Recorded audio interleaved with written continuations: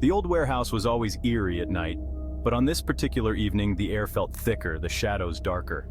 My night shift was about to take a turn for the terrifying. I had worked the night shift at the Harper & Sons warehouse for over a year. I liked the solitude and the steady routine of managing inventory under the dim, buzzing fluorescent lights. The warehouse, a vast labyrinth of shelves stacked high with forgotten goods, seemed like a different world after dark. On this particular night, the silence felt oppressive, as if the building itself was holding its breath. As the clock struck midnight, I noticed a strange scent in the air, an odd mix of damp earth and something metallic. I tried to ignore it, chalking it up to the old building's quirks, but the smell persisted, growing stronger, almost suffocating. Suddenly, I heard a faint whispering just on the edge of hearing. I paused, straining to listen, but the sound seemed to vanish. I shook my head, blaming it on my tired mind playing tricks on me. Returning to my duties, I tried to shake off the creeping dread. Turning a corner, I stumbled upon an old, rusted door I had never noticed before.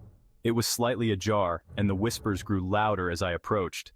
Hesitating, I pushed the door open and shone my flashlight inside. The beam revealed a narrow staircase leading down into a basement I didn't know existed. Swallowing my fear, I descended the stairs. The air grew colder and the smell more pungent. At the bottom, I found myself in a small, dimly lit room lined with dusty, forgotten relics of the past. In the center of the room stood an old wooden crate, its lid slightly open. The whispers were coming from inside. With trembling hands, I opened the crate. My hands shook as I opened the journal. The handwriting was spidery and hard to read, but the words told a chilling tale of a worker who had been trapped and forgotten in the basement, left to die. The final entries were desperate pleas for help, the last one ending abruptly mid-sentence. The shadows seemed to move, coalescing into a dark, menacing figure. Panic surged through me as I bolted up the stairs, the whispers following me, growing into a cacophony of anguished cries.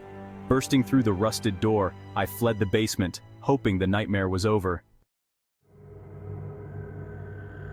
But as I reached the main floor, the warehouse itself seemed to change. The aisles twisted and turned, becoming an inescapable maze. The walls seemed to close in, pressing the oppressive darkness around me. Desperate, I tried to retrace my steps, but every corner I turned led to another dead end. As I reached out to find the flashlight, my hand brushed against something soft and wet. I recoiled in horror, realizing it was a decayed, mummified hand sticking out from under a tarp. Scrambling to my feet, I blindly groped in the darkness until I found the flashlight. I flicked it back on, the weak beam barely cutting through the oppressive gloom. As I approached, I saw the silhouette of a person standing by the door. Hope surged through me, thinking it might be a co-worker or a security guard. But as I got closer, the figure didn't move. The flashlight beam revealed a mannequin, its face twisted in a grotesque smile. It was covered in cobwebs, standing there as if mocking my desperation. Panic-stricken, I kicked open the exit door and ran into the night. The whispers faded as I put distance between myself and the warehouse. I didn't stop running until I reached the safety of my car, my chest heaving with exertion. Every time I close my eyes, I can still hear them, calling my name, reminding me of the trapped souls I left behind in that accursed place.